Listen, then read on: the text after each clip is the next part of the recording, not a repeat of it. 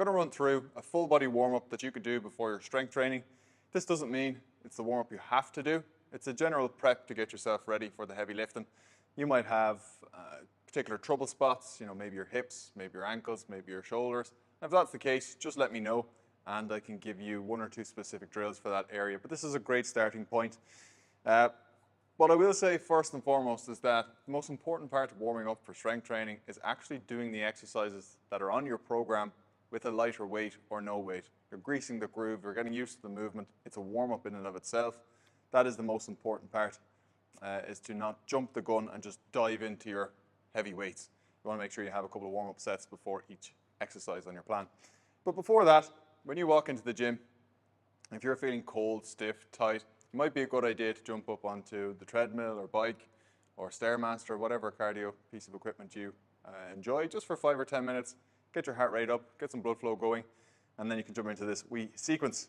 Now, when I like to do a full body warm-up for my sessions, generally I'll just work from the bottom up.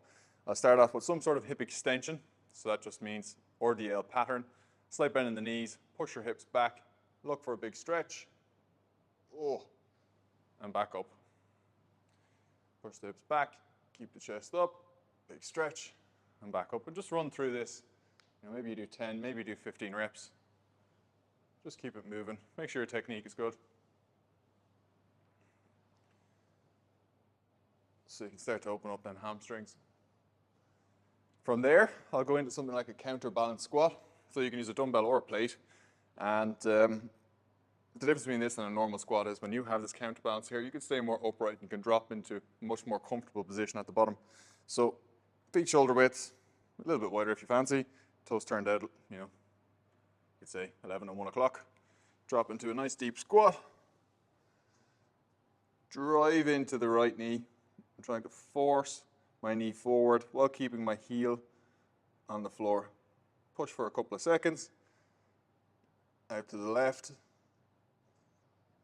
should feel a nice big stretch in your hips and your calves as well. Try to keep the chest upright. And you can see here, if I didn't have the counterbalance, like, I'm going to start falling backwards. So it's much more comfortable to hold on to this. You just stay down there for a couple of seconds. That's 1 rep. Come down, push into the right, push into the left. Try to stay as upright as you can. And you might go through 5 to 8 reps of that. Now the next thing that I'll do is just some shoulder rolls, forwards and backwards.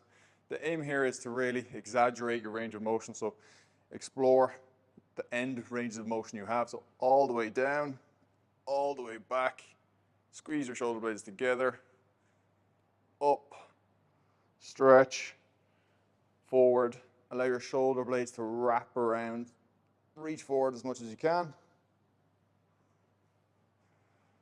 And just explore this range of motion. And you might do 6 to 10 forward, 6 to 10 backwards.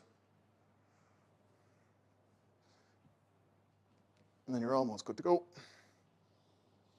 Sometimes I'll go into some single arm rolls just because you can tend to get a little bit more range of motion, especially if I'm stiff.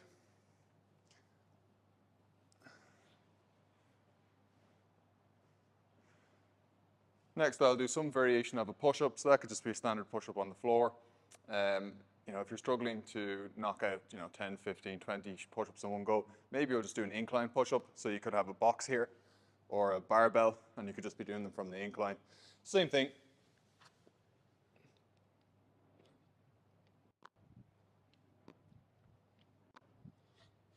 Maybe you'll do 10 reps there as well. There's no set numbers for you here.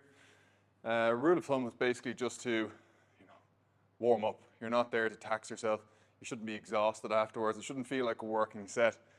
Leave that for the heavyweights afterwards. Then if you wanted to throw one more into the mix, you could do something like a dead bug. So core activation drill. Start with your knees up to your chest, hands up as well. I'm pushing my lower back and belly button into the floor.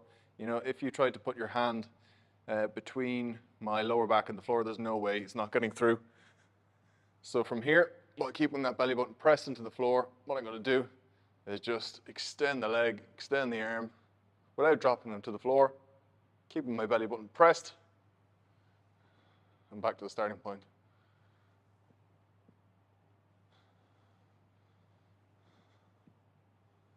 And you might do a couple of reps here either side.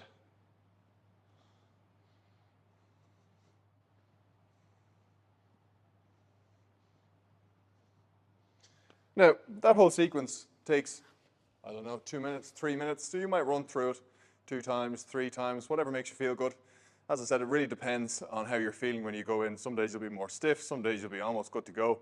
So just take it as it comes. And don't forget, the most important part of getting ready for your strength training is actually doing the exercises on your program with a lighter weight or no weight at all. So generally you will take 1 or 2 warm-up sets, starting with a light weight, then going progressively heavier, and then jumping into the weight that you're actually going to do for your working weight, for your actual session.